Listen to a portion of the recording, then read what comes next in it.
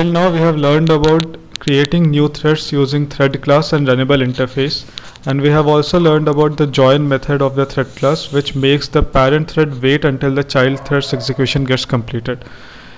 There are different cases that one should be careful about while using multithreading in any environment, because in multithreading same part of code can be executed concurrently with multiple threads. That can lead to race conditions or critical sections in your code, and there should be careful handling of those critical sections of your code, otherwise your code might not run in the way you are expecting it to. So let us start with this lecture. Now firstly we should understand that what exactly is race conditions and how can you look in your code for race conditions so that you can manage how the multiple threads are going to execute that part of code.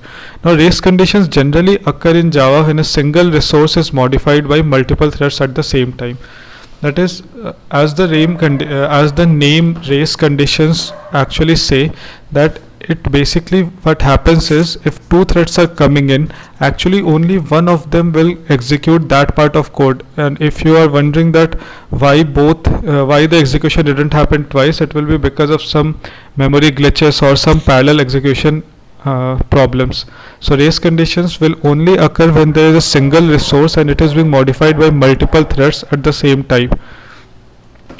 Now let us dive more deep into that. So as long as the threads are only reading a shared resource, there is no problem. That is, if there are multiple threads which are reading the same variable or same resource from the memory, there is no problem until or unless there are multiple threads which are trying to modify it at the same time.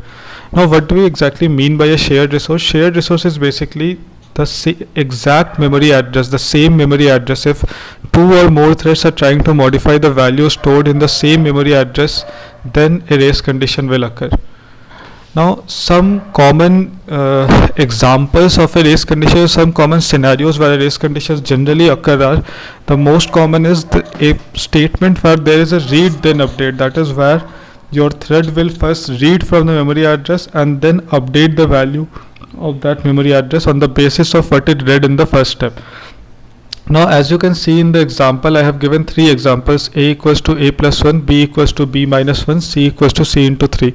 So as you can see that in the example a equals to a plus 1, the first step in this execution of the statement is your JVM will read the value of a currently stored in the memory, then it will increment it with 1 and then it will store it back in the same memory space.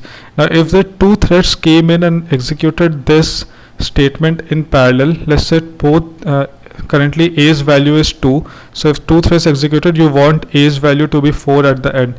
But what if both the threads, when it read the variable a's value, both the threads got 2, so both the thread will only increment it by 1 and the a's value at the end of execution will be 3.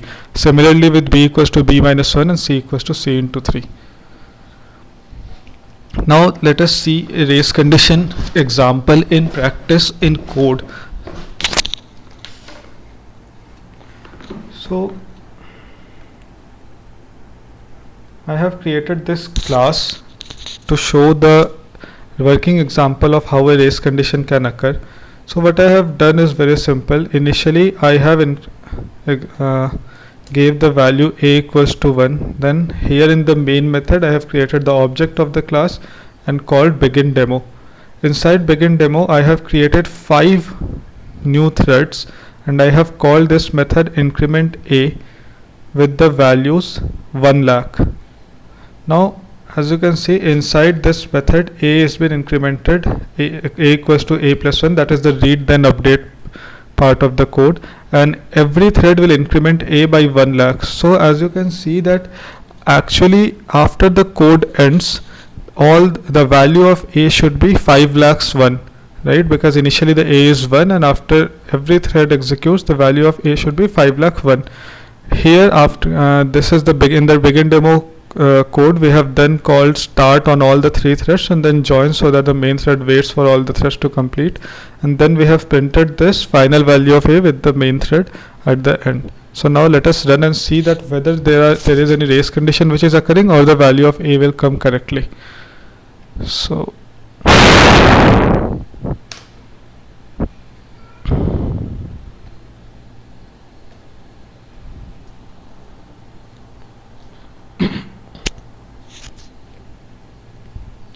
So as you can see, the value at the end we got was 4,99,992. That is, there were 8 times at least where race condition occurred that two threads read the same value of A at a point and only incremented with it, incremented the value by 1 only. So this is a very basic example of how a race condition will lead to your program executing not the way you want it to get executed.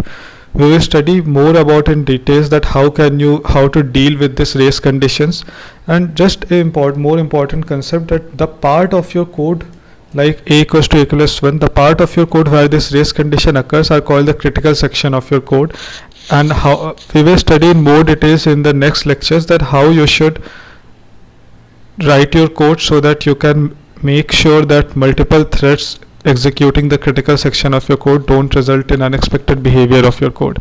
Thank you, and if you like this video, please give it a thumbs up and share the video with your friends also, and it will be a big help if you can subscribe to the channel. Thank you.